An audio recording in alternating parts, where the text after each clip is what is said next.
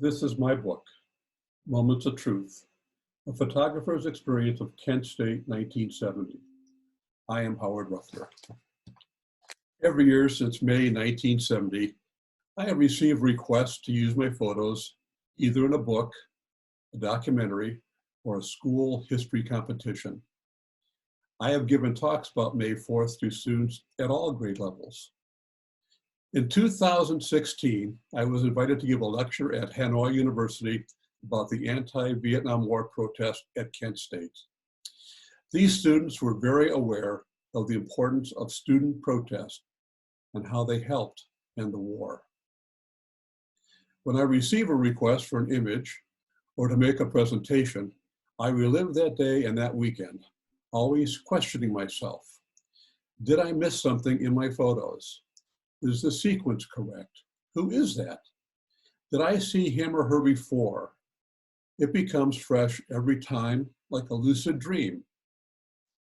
Now I give permission to use my photos because the photos show the truth. As a sophomore at Kent State, I was a photographer for the campus newspaper and had just been named editor of the 1971 yearbook.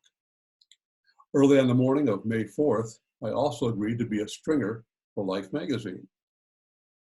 My military journalism training and my photography skills allowed me to be an independent observer, not just on May 4th, but on the days leading up to this deadly confrontation. My motivation was to document campus anti-war activity, which only later became an assignment when I worked for Life magazine. I already had images beginning with the noon rally on May 1st in response to President Richard Nixon's decision on April 30th to expand the Vietnam War into Cambodia. The Burr, Kent State University's yearbook, most court trials, and academic requests relied on the more familiar photographic images of the events that took place on May 4th. But the vast majority of the photographs in my book have never been seen by the public, and in many cases remained in my private collection until this project. The early photos give glimpses into my early years, my love affair with photography, and a frame of reference, including photographs of anti-war protests that took place long before that fateful day in 1970. Of the images in my book, from May 1 through May 4th, some 85% are being seen for the first time. More than half of the images appearing in the 2 chapters on May 4th have never been published. All the photographs are my own and unchanged. To this day, there are still many misconceptions about the anti-war events at Kent and the killing of 4 students. In the 10 years following the encounter, I was lead witness at the federal civil trials in Cleveland.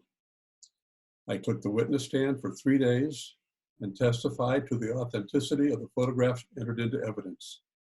The National Guard and Governor Rhodes were found guilty at the end of the first trial. On an appeal and a retrial, no verdict was reached, and a monetary settlement was stipulated to compensate the victims.